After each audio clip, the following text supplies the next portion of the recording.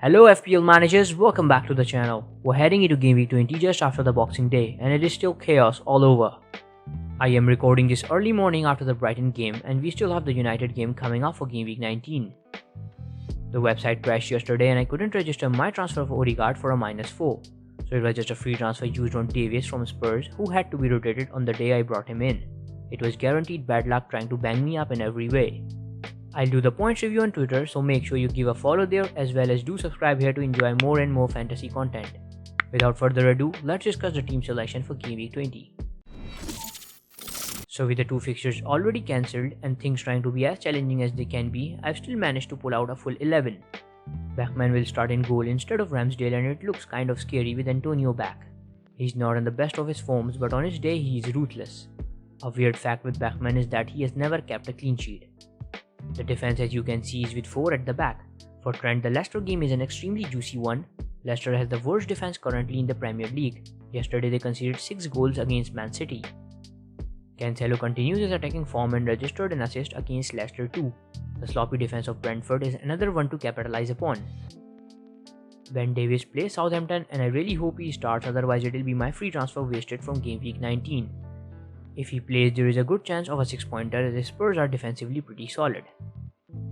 Gueye plays Norwich at home and he is another one with the rotational threat attached to him. Moving on to the midfield, the Liverpool duo returns back in this extremely tempting and a point-scoring fixture. Managers who did Salah to Son might be regretting it after seeing Leicester play. Jared Bowen finally assisted a goal versus Southampton and it's Watford at away he will face in Game Week 20. Watford has had 3 fixtures cancelled back to back with COVID issues, so we're not sure if the game will go on still, but hopefully it will. Gray might make his return against Newcastle in Game Week 20. He is a potential player and the only reason I capped him was because of his cheaper price and more attacking threat with the ability to return. Newcastle aren't a strong defensive side and Everton has an edge on them overall. The two forwards are Ronaldo and King. Ronaldo is up against Burnley. Burnley are having COVID crisis too and had games cancelled in the previous game weeks. Before their 3 cancelled games, Burnley has conceded 21 goals this season. Ronaldo will turn out to be a big threat for them as they return to face United in Game Week 20. Since I've transferred King in, he hasn't really impressed. The only advantage I have with him right now is that he will not be leaving for AFCON as Dennis will. West Ham at home is not an easy fixture overall, but West Ham did concede 3 versus Southampton yesterday. If Zuma makes his return, things will be difficult for Watford, but with him missing with an injury, King might for once outscore Dennis. The only available player on the bench is Doofy, who might not feature, but if he does, it is Chelsea Brighton is up against. With no more fixtures getting cancelled, the idea for now is to hold the transfer and use it in Game Week 21.